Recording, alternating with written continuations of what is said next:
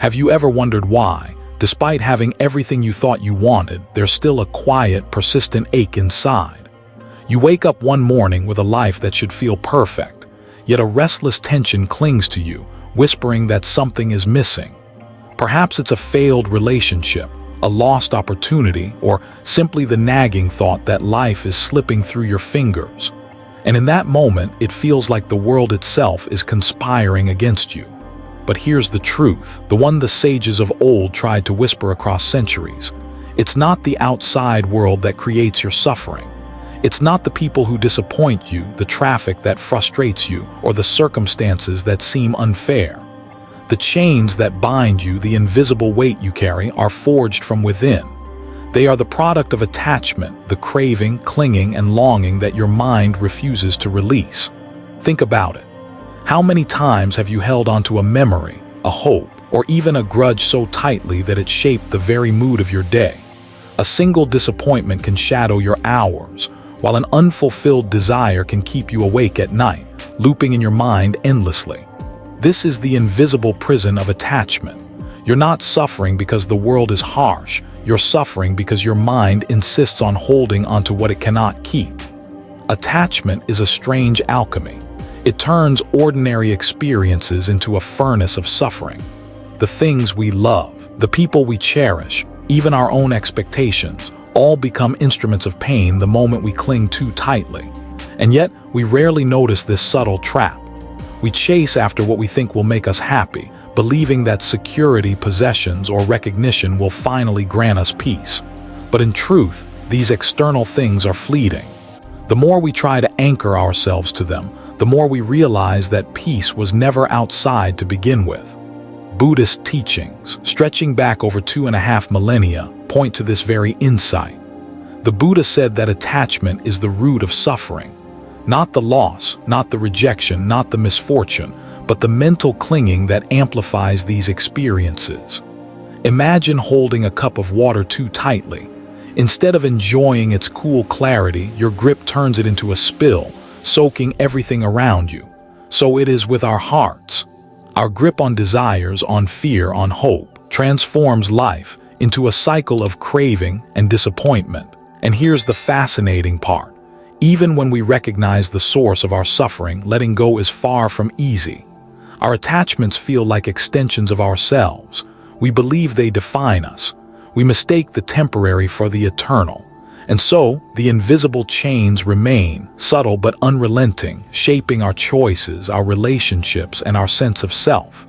But there's hope. Because if suffering begins in the mind, it can also be undone in the mind. The very tools that have created your bondage, awareness, attention, and understanding, can be trained to dismantle it. Imagine walking through life unburdened by the weight of every disappointment, desire, or expectation.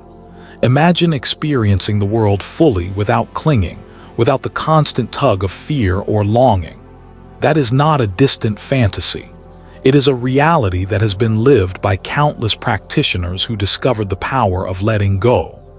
Over the next journey, we'll explore how attachment quietly shapes every corner of our lives, how it magnifies pain, and how the simple act of recognition, seeing it clearly for what it is, begins to open the door to freedom. We'll delve into the mind, not as a battlefield, but as a mirror that reflects the truth of our own patterns. We'll learn how mindfulness, impermanence, and insight can transform the invisible chains into tools for liberation. So, take a deep breath and settle. This is not a lecture. It's an invitation, a gentle, yet urgent call to look inward, to question the nature of your attachments, and to discover the quiet freedom that has always been waiting for you. Because the journey begins not in changing the world, but in changing how you hold it. And once you understand this, the first step of transformation is already beneath your feet. We live in a world that constantly tells us where our happiness lies.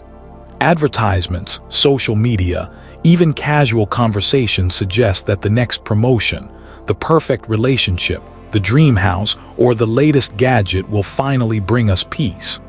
And so, we look outward, believing that the source of our frustration, sadness, or anxiety is the world itself. But how often does that promise truly deliver? Consider the paradox. Two people can experience the exact same event, a rejection, a setback, a disappointment, and yet one crumbles while the other remains calm, even serene. Why? Not because the world treated them differently, but because their relationship with the event is entirely different. Suffering is not in the circumstance.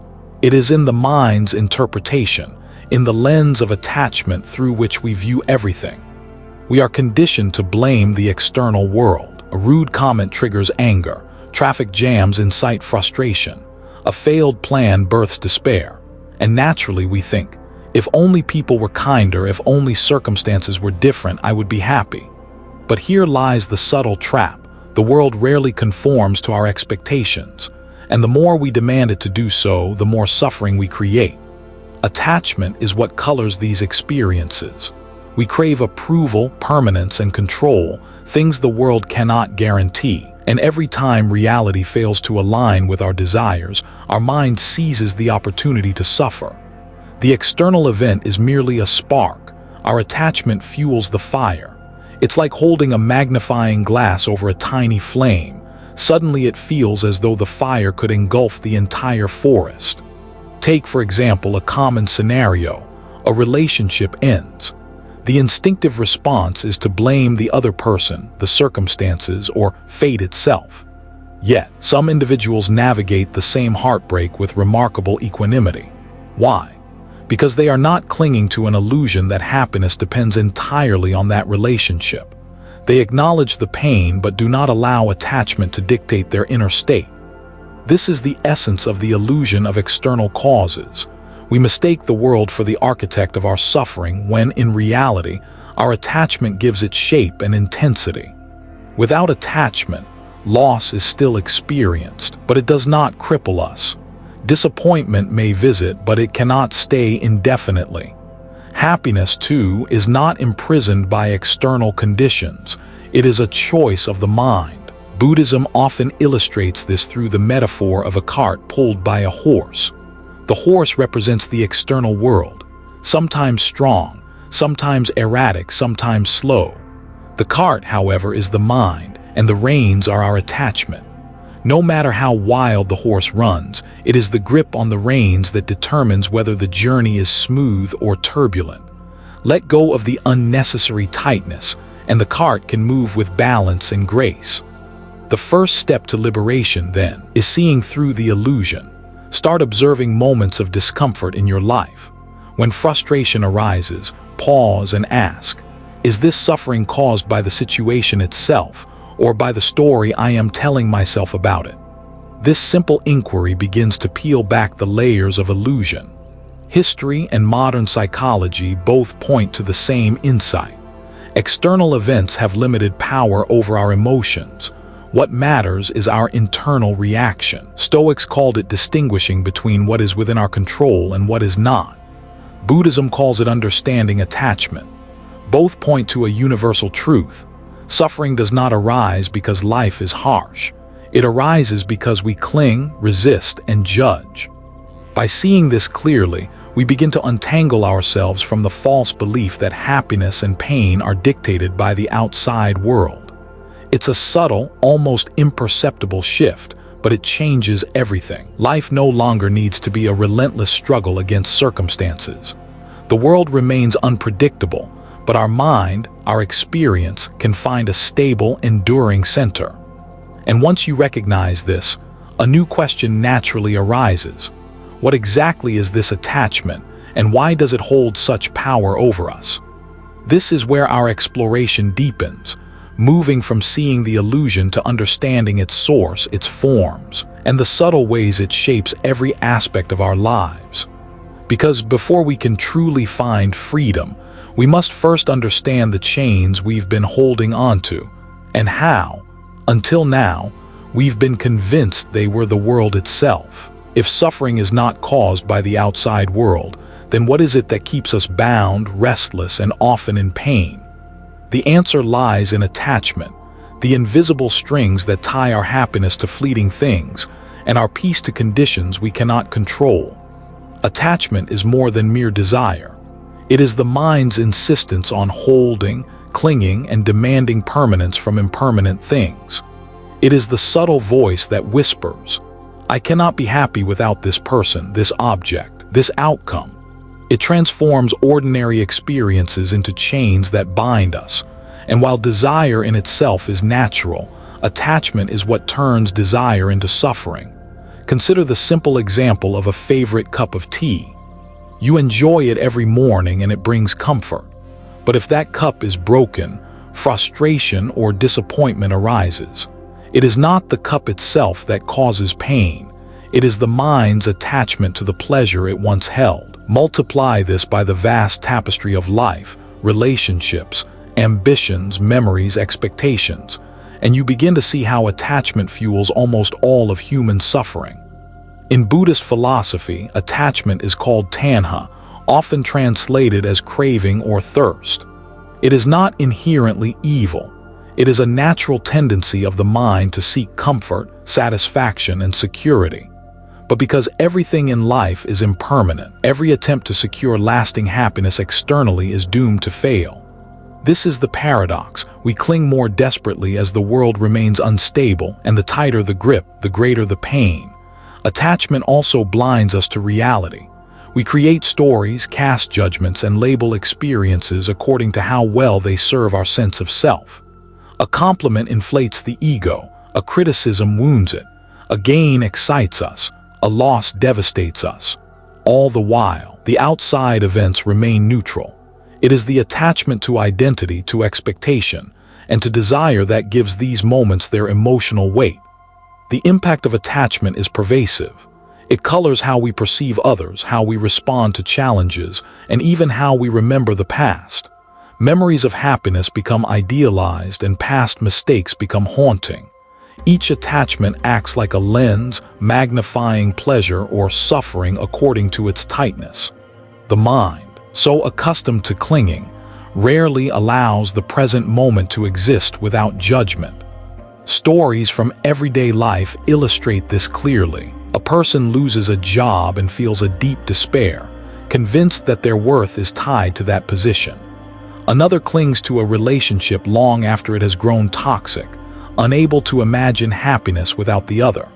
In both cases, suffering arises not from the external event but from the attachment, the mind's refusal to let go of what it believes is essential to its survival or happiness. The root of this attachment is often subtle: fear. Fear of loss, fear of change, fear of emptiness. We cling because we worry that without these external anchors, we will collapse. But in truth, the mind has a capacity for resilience and peace far beyond what we realize.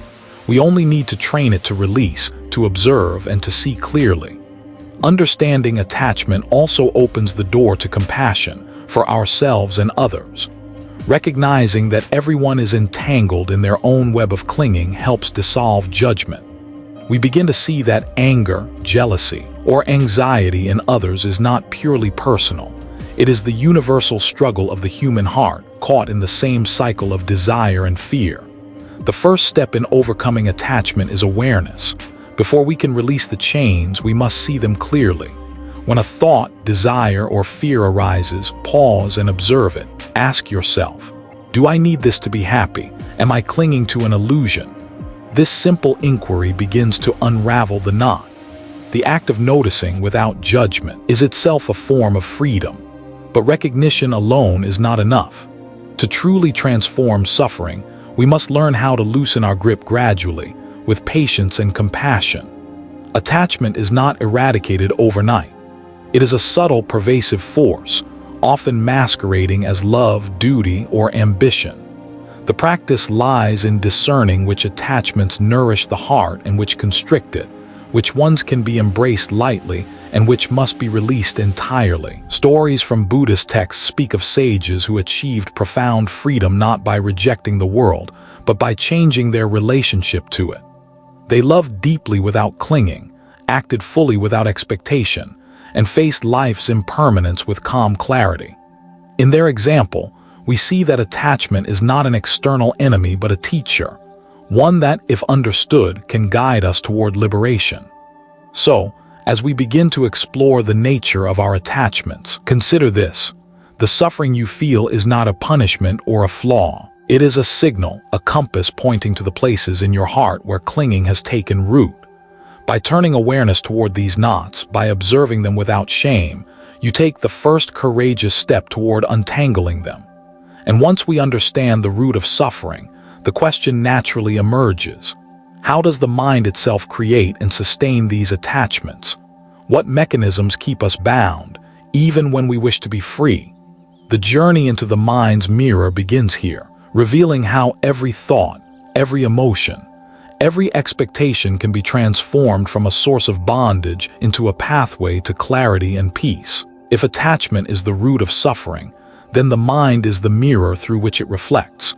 Every thought, every emotion, every fleeting desire acts like a lens, shaping the way we experience reality. What we perceive as the world, the praise, the insult, the joy, the heartbreak, is filtered through this mirror, colored by clinging and craving. Imagine standing in front of a polished glass. The reflection you see is shaped not just by what is in front of you, but by the angle, the lighting, even tiny smudges on the surface. So it is with the mind. Two people can witness the same event and experience it in entirely different ways. One sees betrayal while the other sees a lesson. One sees loss while the other sees opportunity. The mirror is the mind, and its clarity or lack thereof determines everything. The mind is a master storyteller. It takes fragments of experience and weaves them into narratives that feel real, urgent, and absolute. A single word from a friend can become proof of rejection. A delayed email can become evidence of failure. And just like that, a minor irritation becomes a full-blown emotional storm. The mirror has magnified, distorted, and personalized what is essentially neutral. Mindfulness is the key to seeing the mirror as it truly is. By observing thoughts and emotions without judgment, we begin to notice the patterns that perpetuate suffering. Anger arises, we label it, "I am angry." Desire arises, we say, "I need this to be happy." But in truth, the mind is simply reflecting experiences, projecting meaning based on attachment. Awareness allows us to step back and see the reflection without being trapped by it. Attachment warps the mirror in subtle ways. Sometimes it makes us see threats where none exist, joys that are fleeting, or failures larger than they truly are. Our expectations and biases tint the reflection. The more tightly we cling, the more distorted the image becomes. And yet, the mind is also capable of remarkable clarity. When attachment softens, the reflection becomes sharper, truer, and less reactive. This is why meditation and self-reflection are so powerful. They are not attempts to control the world, but to polish the mirror of the mind. Each moment of awareness reduces the smudges. Each breath of observation clears the distortion. Slowly, the mind learns to reflect reality with fidelity, without exaggeration or fear. Consider a stormy day. When the mirror of the mind is clouded by attachment, the storm seems endless, terrifying, and personal. But when the mind becomes still, the same storm is seen as it is, rain falling, clouds moving, impermanence in motion. The suffering doesn't vanish entirely, but it loses the grip it once had. The mind observes rather than clings, and freedom begins to emerge. Yet the mirror is not just for observing suffering, it also reflects opportunity. Every attachment, every craving, every fear is an invitation to understanding. By noticing how the mind reacts, we gain insight into the patterns that bind us. We learn which thoughts are habitual, which desires are conditioned, and which fears are illusions. The mirror reveals the self not as a static entity, but as a dynamic landscape, constantly shaped by perception and attachment. Stories from Buddhist practitioners illustrate this vividly. A monk, faced with harsh criticism, remained unmoved not because he lacked feeling, but because he had trained the mind to see the reflection clearly. A layperson, losing wealth or status, found peace not in changing circumstances, but in understanding that attachment, not loss, had been the true cause of suffering. These examples show that the mirror, when observed skillfully, can become a tool for liberation rather than a source of bondage. The mirror also teaches patience. Clarity does not come instantly. The mind has been conditioned for years, decades, even a lifetime. Each reflection, each emotional reaction is a chance to practice awareness, to notice how the mirror bends and refracts reality. With time, the distortions lessen and a profound understanding emerges. The world is rarely as harsh as our mind makes it out to be. And so, the journey continues. Once we recognize that the mind reflects rather than creates suffering, a new door opens, the door of impermanence. For if the mirror can distort, it can also adjust. If our attachment colors the reflection, then loosening that grip will gradually reveal the truth of every experience. Understanding the mirror sets the stage for seeing how everything, no matter how solid it appears, is in constant flux. From this awareness, we naturally move to the next realization. Life is impermanent, and attachment to what cannot last is the very source of our pain. By seeing the mind as a mirror, we prepare to meet impermanence with clarity and courage, transforming every reflection into a lesson rather than a chain. If the mind is the mirror reflecting our attachments, then impermanence is the truth that gradually clears the fog. Everything we cling to, every desire, every possession, every relationship, every expectation is transient. Nothing remains unchanged, nothing lasts forever. And yet, we often behave as if permanence is guaranteed, as if the world owes us constancy and certainty. Impermanence is not a threat. It is a liberator. To see life as impermanent is not to become detached from experience, but to engage with it fully, knowing that every moment is unique, fleeting, and irreplaceable. It teaches us that clinging is a form of resistance against reality itself, and resistance, in turn, is the root of suffering. Think about the cycles in nature. Leaves sprout, flourish, and fall. Rivers carve valleys only to change course. Seasons arrive and depart. Life itself begins and ends. And yet, we struggle against this flow, holding tightly to what cannot last. We hold on to youth, to wealth, to relationships, to roles we play. The harder we cling, the more inevitable the pain becomes. Understanding impermanence requires courage. It asks us to confront the fragility of existence and the inevitability of change. But in facing this truth, there is immense freedom. When we see clearly that nothing is permanent, the mind naturally loosens its grip. Loss is no longer catastrophic. Disappointment no longer defines us. Happiness is no longer confined to external conditions. It arises from a deep acceptance of the present moment. Buddhist teachings emphasize that suffering arises from clinging to what is impermanent. The Buddha described life as anicca, ever-changing, fleeting, unstable. And he offered a path not to control this change, but to harmonize with it. The practice is simple in principle but profound in effect. See things as they are, not as we wish them to be. Accept impermanence and you release the tension that comes from futile resistance.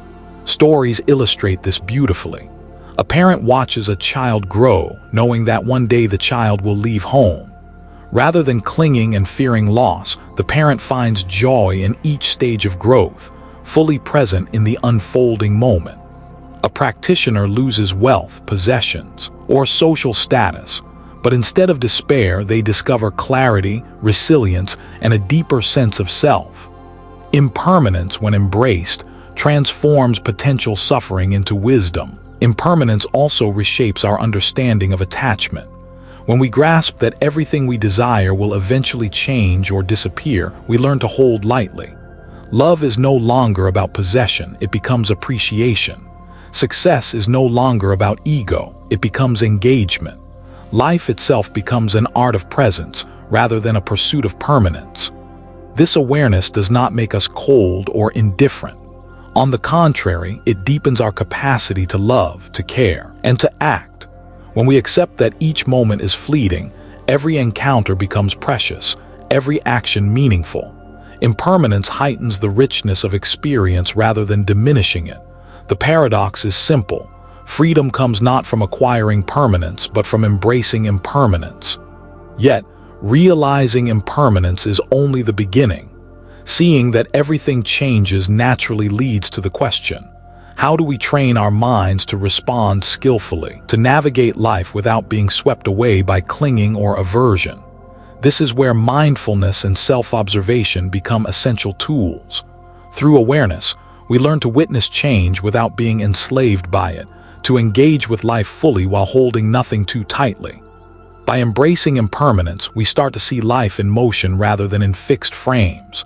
Pain is temporary, joy is temporary, even our thoughts and emotions are temporary.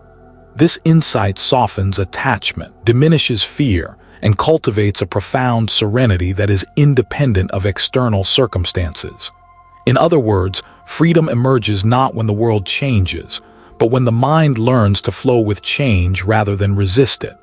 And so, as we contemplate impermanence, we arrive at a powerful understanding.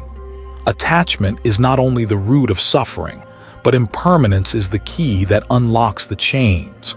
Once we see that everything is transient, the mind naturally loosens its grasp. We begin to experience life in a new way, more vibrant, more alive, more present. The journey of liberation moves from recognition to practice, from insight to embodied wisdom. From this foundation, the next step becomes clear: cultivating mindfulness and self-observation. By training the mind to witness each moment, we can perceive impermanence directly, observe attachment as it arises, and choose a path of freedom rather than entanglement. Awareness becomes the bridge between understanding and liberation, between insight and the lived experience of peace. If impermanence is the key to freedom, then mindfulness is the practice that opens the door. Awareness is not simply noticing what happens around you. It is the art of seeing clearly within, observing your mind as it moves, reacts, and clings. Through mindfulness and self-observation, we begin to recognize the patterns of attachment that have quietly shaped our lives. Imagine sitting quietly, feeling your breath enter and leave your body. At first, thoughts arise, memories, worries, plans, and your mind chases them as if they were urgent. This is normal, but instead of being swept away, you simply notice them. Here is a thought about the past. Here is a worry about the future. By observing without judgment, you begin to see how often the mind clings, resists, or obsesses. This practice is not about emptying the mind or forcing serenity. It is about recognition. Mindfulness shines a gentle light on the mechanisms of suffering. Every time attachment rises, whether to a person, a desire, a thought, or even an identity, you see it clearly. And once you see it, the grip loosens. Awareness itself is a form of liberation. Self-observation goes deeper. It asks us to look not only at what we experience, but at how we experience it. When frustration surfaces, ask, am I angry because of what happened or because I am holding on to an expectation? When desire appears, notice, am I craving this object or am I craving the feeling of control it gives me? Through such inquiries, we uncover the subtle threads of attachment that govern our emotional lives. The beauty of mindfulness is that it is always accessible. You don't need to sit for hours in a meditation hall, although that can be helpful. Mindfulness can be woven into daily life, noticing the warmth of the sun on your skin, the rhythm of your walking, the taste of your food. Each moment becomes an opportunity to observe, to witness the mind's tendencies without being swept away. Stories of practice illuminate the power of this approach. A woman feels irritation as a colleague criticizes her work. In the past, she would react impulsively, perhaps with anger or resentment. Now, she notices the sensation rising in her chest, the thoughts rushing through her mind. By observing them, she chooses not to react, allowing the criticism to pass through without fueling suffering. Mindfulness transforms what could have been a storm into a moment of clarity. Self-observation also nurtures compassion. As we notice our own attachments and suffering, we begin to see them in others as well. Anger, jealousy, fear, and craving are universal human experiences. Recognizing this allows us to respond with empathy rather than judgment, understanding rather than blame. Mindfulness does not just free the individual, it has a ripple effect in relationships, communities, and the world. The practice of self-observation can be subtle. It may begin with the breath, a single thought, or a fleeting feeling. Gradually, it extends to all areas of life. You notice how you react to challenges, how you cling to hopes or memories, how your expectations color perception. And slowly, over time, the mind becomes less reactive, less dominated by desire and more anchored in the present. Importantly, mindfulness is not a one-time fix. Attachment has been cultivated over a lifetime, and it takes patience and persistence to dissolve. But each moment of awareness is a small victory, a reclaiming of freedom. Like polishing a mirror, mindfulness gradually removes the smudges of craving and clinging, allowing reality to shine with greater clarity and ease. Through this practice, we begin to see a profound truth. Suffering is not inevitable but habitual. The mind can be trained to respond differently. Awareness becomes a skill, a shield, and a gateway. We learn to observe without judgment, to accept without clinging, and to engage with life fully without being enslaved by desire. As we cultivate mindfulness and self-observation, a new understanding emerges. Letting go is not an act of abandonment, but an act of clarity. When we see attachment arise, we can release it gently, without force and without guilt. Awareness guides us to choose freedom over entanglement, presence over distraction, serenity over turmoil. And with this clarity, the natural next step arises. Learning how to release without losing, how to engage with life deeply while holding nothing too tightly. The path moves from observation to embodiment, from insight to compassionate action. This is where the practice of letting go becomes a lived reality, shaping every thought, every emotion, and every interaction. By now, we've seen that suffering arises from attachment, that the mind reflects our clinging, and that impermanence is the key to freedom. But understanding alone is not enough. The challenge lies in applying this insight, in learning how to let go without losing the essence of life, without turning detachment into indifference. Letting go does not mean rejecting life, avoiding love, or abandoning responsibility. It does not call for coldness or disengagement. True release is not about giving up. It is about engaging fully while holding lightly. It is about experiencing the richness of life without allowing desire, fear, or expectation to dictate your peace. Imagine holding a bird in your hands.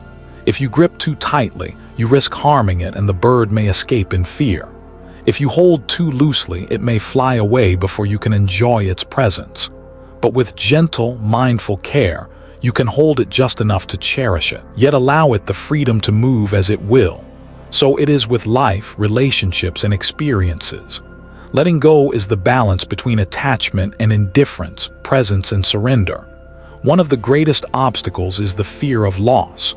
We cling because we believe that happiness, security, or love is dependent on something external. Yet this fear is often imagined, a projection of the mind rather than reality itself. When we can meet loss with awareness, when we can recognize that the world is impermanent and ever-changing, letting go becomes a practice of trust, trust in life, trust in ourselves, and trust in the natural flow of existence. Buddhist teachings offer practical guidance here. The concept of upadana, or clinging, describes the process of grasping that turns desire into suffering. By noticing clinging as it arises, without judgment, we begin to loosen its hold. Each moment of mindful release strengthens our capacity to engage with life fully, without being ensnared by expectations. Stories of real people illuminate this truth. Consider a mother watching her child grow into adulthood. She may feel longing, anxiety, or even grief at the thought of separation. Yet, through mindful love, she can release the need to control her child's path, embracing both the joy and impermanence of the bond. She does not lose the depth of love. She simply experiences it without clinging. Letting go also deepens relationships. When we stop attempting to possess, manipulate, or control others, love becomes freer, richer, and more authentic. We can care without attachment, support without suffocation, and connect without losing our sense of self. True connection thrives in freedom, not in chains. In daily life, letting go can take many forms. It may mean releasing resentment, forgiving without expectation, or simply observing desires without acting on every impulse. It may involve stepping back from outcomes, accepting change, or relinquishing the need to be right. Each act of mindful release strengthens inner freedom and reduces suffering. Importantly, letting go is not instantaneous. Old habits of attachment have been cultivated over years, sometimes decades. Patience is essential. Each moment of awareness, each gentle release, is a step forward. The goal is not perfection, but gradual liberation, a continuous practice of observing, releasing, and returning to presence. The paradox of letting go is profound. The more we release, the more we gain. Letting go does not impoverish life, it enriches it. Freed from the weight of clinging, we can love more deeply, act more skillfully, and live more fully. We no longer measure life by acquisition or fear. We measure it by presence, clarity, and compassion. And so, letting go without losing is an art. The art of engaging without grasping, loving without controlling, living without being imprisoned by desire. It is the bridge between insight and embodiment, between understanding impermanence and applying it in the most intimate corners of our lives. Once we have begun to release attachment in this way, a remarkable transformation occurs. Suffering becomes a teacher rather than a tyrant. Pain becomes an opportunity for insight, and joy becomes a celebration of impermanence. The mind, once restless and clinging, begins to move with grace, navigating life with balance, clarity, and freedom. From this practice, the next natural step emerges, transforming suffering into wisdom. Once we let go of attachment and see life with clarity, we begin to understand that every challenge, every loss, every disappointment is not an obstacle but a guide, a mirror reflecting deeper truths and guiding us toward awakening. By now, we have seen that attachment is the root of suffering, that the mind reflects our clinging, and that impermanence and mindful observation open the door to freedom. But freedom is not merely the absence of pain. It is the transformation of pain into insight, suffering into wisdom. Every hardship, loss, or disappointment carries a hidden teacher. When we face life fully, without clinging, we can see suffering not as punishment or misfortune, but as a guide that points to the deeper workings of our mind. The moment we shift our perception, we begin to discover the alchemy of awareness, turning anguish into clarity, fear into understanding, and limitation into growth. Consider the story of a practitioner who lost everything: wealth, status, even the support of family. At first, the loss was unbearable, but through mindfulness and reflection, each painful moment became a mirror, showing the subtle ways attachment had bound the mind. He saw how desire, fear, and expectation had fueled his suffering. In letting go, he not only found peace but gained wisdom, a profound insight into the impermanence of all things and the freedom that arises when clinging is released. Suffering teaches us lessons that comfort cannot.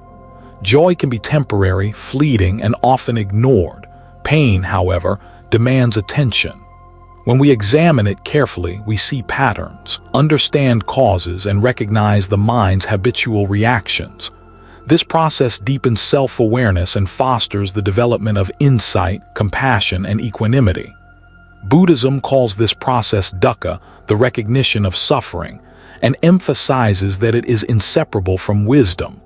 The recognition of pain is not resignation, it is a doorway. Once suffering is acknowledged and observed, it can be transformed. Insight arises naturally when we meet each experience with presence, curiosity, and openness rather than resistance. Practical application is simple yet profound.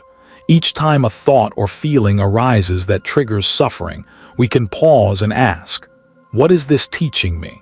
What does this reveal about my attachment, my expectation, my clinging?" Even the smallest moment of reflection becomes a seed of wisdom. Over time, these seeds grow into a garden of understanding, shaping the way we live, respond, and connect with others. Suffering also fosters empathy.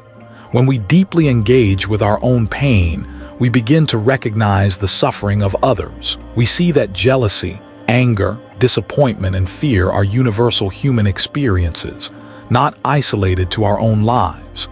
This understanding softens judgment, opens the heart, and cultivates compassion. By transforming our own suffering, we become capable of alleviating the suffering of those around us. Stories from daily life illustrate this beautifully. A person betrayed by a friend may initially feel anger and resentment, but with reflection and mindful observation, they can see the impermanence of circumstances, the imperfection inherent in human behavior, and the mind's tendency to cling. This understanding does not excuse harm, but it transforms the emotional response, turning potential bitterness into clarity, judgment into insight, and pain into a lesson. Wisdom born from suffering is not theoretical, it is embodied. It manifests in patience when challenges arise, in calmness amid chaos, and in the ability to love and act without attachment.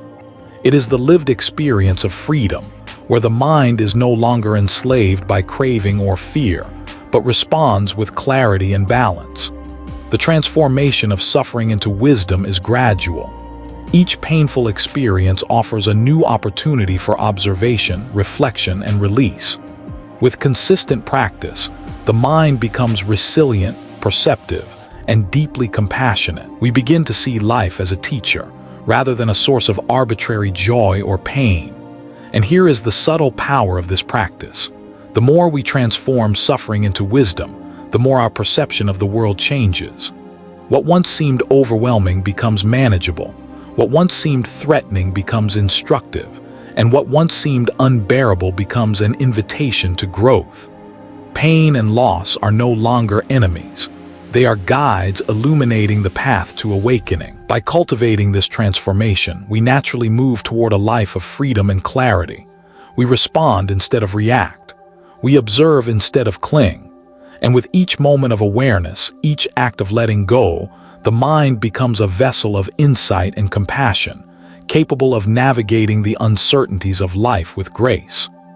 From this understanding, the natural next step emerges, applying these teachings in everyday life so that freedom, wisdom, and compassion are not abstract concepts, but lived realities. It is one thing to understand impermanence and attachment. It is another to embody these truths in our work, relationships, and daily choices, transforming insight into action. We have explored attachment, the mirror of the mind, impermanence, mindfulness, and the transformation of suffering into wisdom. All of these insights, as profound as they are, must ultimately be lived. True liberation is not theoretical, it is practical. It is experienced in the way we breathe, speak, act, and relate to the world around us. Living freely begins with presence. Each moment offers a choice, to act from clinging and fear, or to respond with awareness and clarity. The morning commute, the conversation with a colleague, a disagreement with a loved one, these are not trivial events. They are opportunities to practice freedom, to observe without reacting, to love without possessing, to act without attachment. In these small moments, freedom is exercised and wisdom is embodied. Practical application requires mindfulness in action. Notice when a desire arises. Observe when judgment surfaces. Pay attention to moments of irritation, envy, or longing. These are the signposts of attachment. By noticing them without judgment, we create space between stimulus and response. This space is where freedom lies. In that space, the mind can choose calm instead of agitation, clarity instead of confusion, compassion instead of reactivity. Letting go in daily life is equally important. It means releasing resentment, forgiving without conditions, and relinquishing the need to control outcomes. It means accepting that people, circumstances, and even our own thoughts are impermanent. Letting go does not mean giving up. It means engaging fully without being imprisoned by expectation or desire. It allows life to flow, and in that flow we find a profound serenity. The teachings also encourage simplicity. Excessive attachment to material possessions, status, or recognition often burdens the mind. By simplifying, We reduce the objects of clinging and create more space for presence, awareness, and joy. This does not mean renunciation for its own sake, but mindful living, choosing what truly nourishes the heart and letting go of what merely distracts or constrains.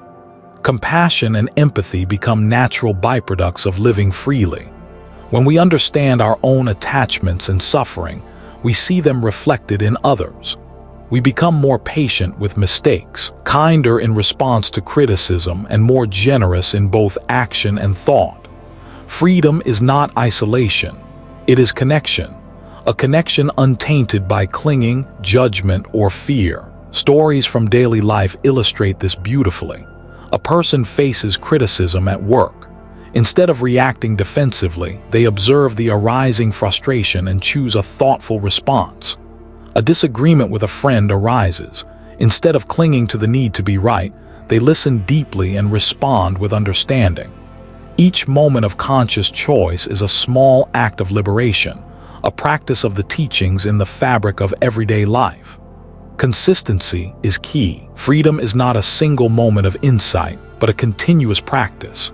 It requires returning again and again to awareness, noticing attachment as it arises, and choosing release over clinging. Over time, this practice reshapes the mind, creating a life that is resilient, balanced, and deeply connected. Living freely also transforms how we relate to joy and sorrow. Happiness is no longer dependent on external circumstances, and pain is no longer overwhelming. Both are embraced with clarity, neither clung to nor resisted. Life becomes a dance of awareness, a flow that moves with impermanence, transforming ordinary experiences into opportunities for insight and growth. The ultimate beauty of this practice is that it is immediately accessible. The teachings are not distant or abstract. They exist in each breath, each interaction, each choice. Freedom is not something to chase or achieve in the future. It is something to embody now, in the simplest acts of presence, mindfulness, and compassionate engagement with the world. As we integrate these teachings, a profound realization emerges. The journey toward freedom is both intimate and universal. It is the personal work of observing, releasing, and embodying wisdom, and at the same time, it contributes to a more compassionate, aware, and harmonious world. By living freely, we not only transform our own suffering, but also illuminate a path for others, demonstrating that peace, clarity, and joy are possible even amidst life's inevitable impermanence. And from this understanding, the natural conclusion arises. How do we bring this entire journey to a coherent practice, a lived philosophy that integrates attachment, mindfulness, impermanence, and compassion into every aspect of life? This reflection leads us to the final chapter, the culmination of the journey, where insight, practice, and liberation converge. We have traveled far together, from recognizing that suffering is not born of the outside world, to understanding attachment as the root of our pain, to observing the mind's reflections, embracing impermanence, cultivating mindfulness, letting go without losing, transforming suffering into wisdom, and applying these teachings in daily life. Each chapter has built upon the last, creating a path toward freedom. Now, in this final chapter, we arrive at the essence of the journey, living beyond attachment, not through avoidance, fear, or indifference, but through deep understanding, presence, and choice. This is the culmination of practice, where insight becomes embodiment and wisdom becomes lived reality. Living beyond attachment is not about renouncing life.